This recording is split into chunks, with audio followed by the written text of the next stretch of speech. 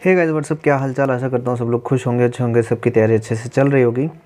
देखो, वर्तमान में जितनी भी परीक्षाएं चल रही हैं या फिर वैकेंसी आने वाली है, उन सभी में एक रीढ़ की हड्डी होती है, वो होती है मैथमेटिक्स। अगर मैथमेटिक्स आपका अच्छा होता है तो आप उसके साथ रीजनिंग भी आपका अच्छा हो जाता है। और जिस तरीके से आपका जो सिलेबस है वो कम से कम 80% आपका जो बर्डन है ना, जो वैकेंसी है, जो सिलेक्शन है, वो आप उसके पास पहुंच जाते हो अगर आप मैथ पे ही फोकस करते हो। अच्छे से मैथ को पे फोकस करोगे, सेकंड नंबर पे आपका रीजनिंग भी अच्छा होने लगेगा।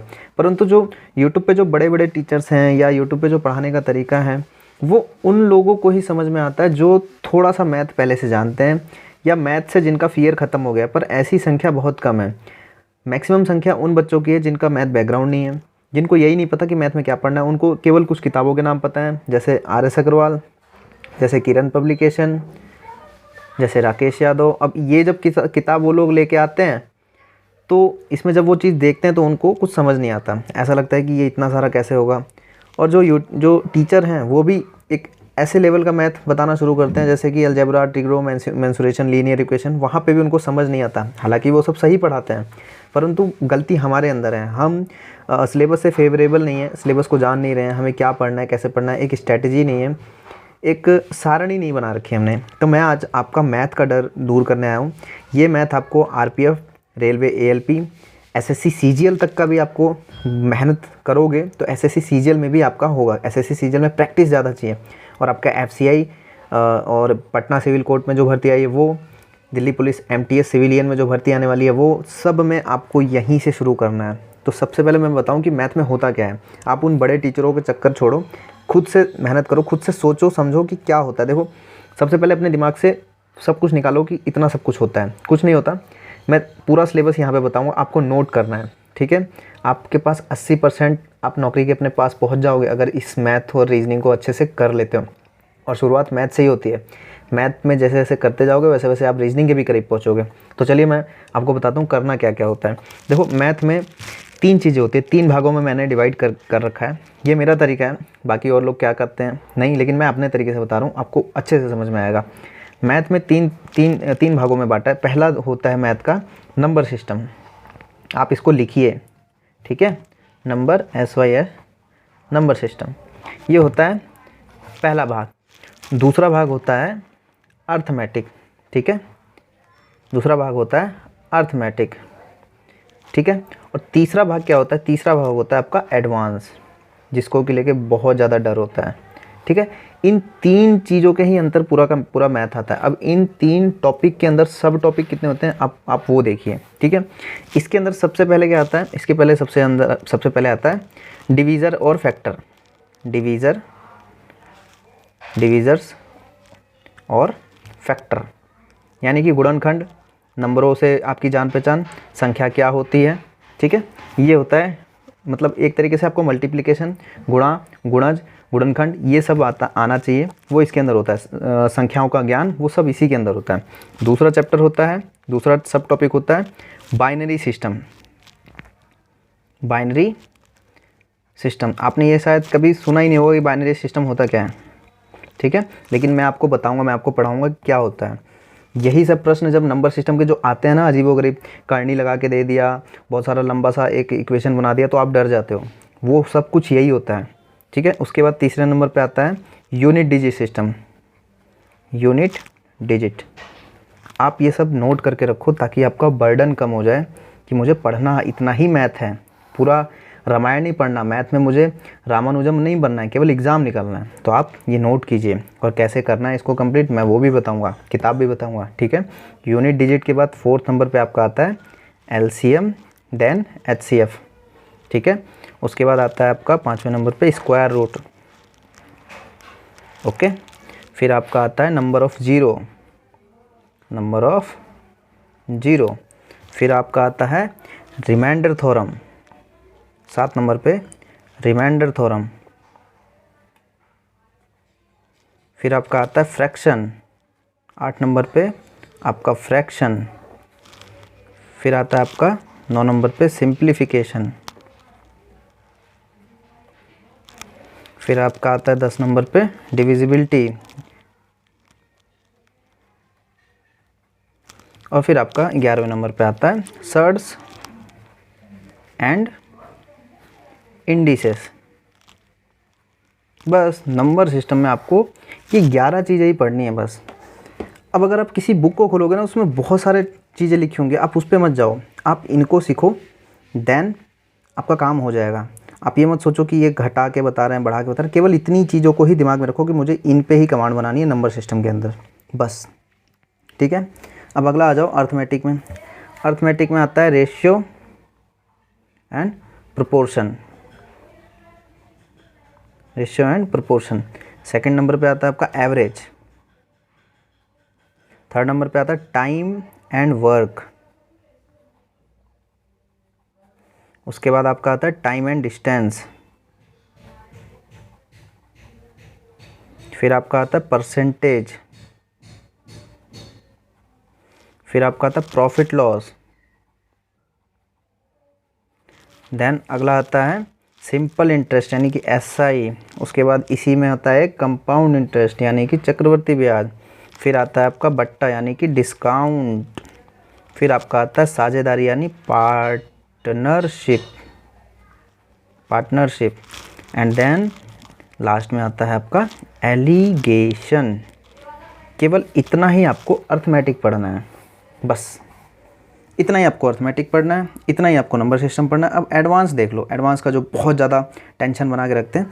एडवांस देखो, एडवांस में क्या होता है, कुल मिला के कुछ 7-8 चीज़ें हैं। पहला होता है एडवांस में क्या, ट्रिग्नोमेट्री। दूसरा होता है मेंसुरेशन। तीसरा होता है जियोमेट्री। चौथा होता है लीनियर इक्वेशन। पांचवा होता है क्वाड्रेटिक इक्वेशन। और छठा होता है प्रोबेबिलिटी। और लास्ट का होता है DI, बस। और इसी में एक होता है पाई चार्ट, बस। आपको एडवांस में इतना ही पढ़ना है, अर्थमेटिक में इतना ही पढ़ना है, और नंबर सिस्टम में इतना ही पढ़ना है। इन्हीं सब को करके आप रेलवे भी कंप्लीट करोगे, आप दिल्ली पुलिस भी कंप्लीट करोगे, आप स्टेट का लेखपाल या जैसे पटना सिविल कोड या FCI, ये सब भी जितना भी एग्ज़ाम आप है ये सब पढ़कर ही आप कंप्लीट करोगे। इसके अलावा आपको कुछ भी नहीं पढ़ना है। अब अगर आप बहुत बड़े बड़े मास्टरों का देखोगे तो वो बहुत सारा चीज़ें बता देते हैं जिससे कि आदमी डर जाता है, आपको लगता है कि मैं मैथ के लिए बना ही नहीं हूँ, पर ऐसा नहीं है। अब इस एक एक चीज़ के अंदर बहुत कम चीज़ें, गिनती की आपको हाथों पे वो चीज़ याद हो जाएंगी, बस उसको दिमाग में रखना है और प्रैक्टिस ज़्यादा करना है। इस तरीके से आपको मैथ पे विजय प्राप्त करनी है। अब इनको करना कैसे है, सबसे पहले एक मानक पुस्तक होनी चाहिए आपके पास। एक पुस्तक होनी चाहिए RS अग्रवाल।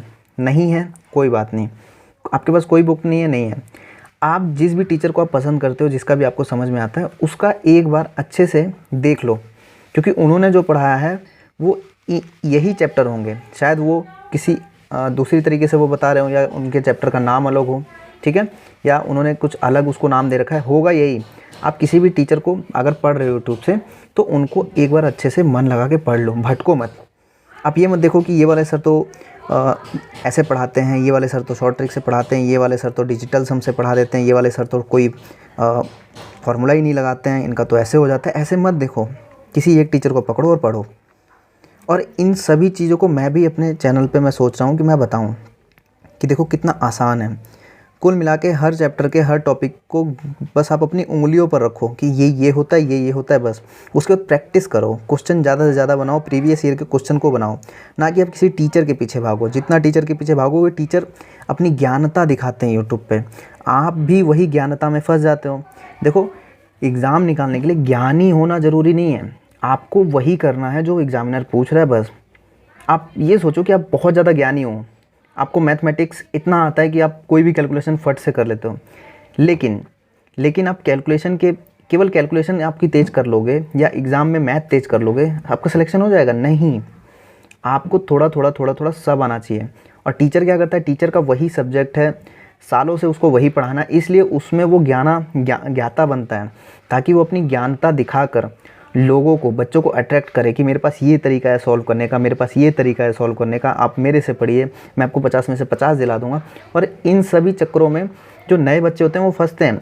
जो पुराने होते हैं उनको तो पता है कि कैसे सिलेक्शन करना है, क्योंकि उन्होंने कई बार असफलता देखी है और लास्ट में उनको सफल होना ही है। लेकिन नए बच्चों का, जिनका अभी असफलता का मुँह ही नहीं देखा, उनकी शुरुआत वहीं से होती है। और उन्हीं नए बच्चों में अगर सही ज्ञान चला जाए तो वो पहली दूसरी बार में ही सफल हो जाएंगे।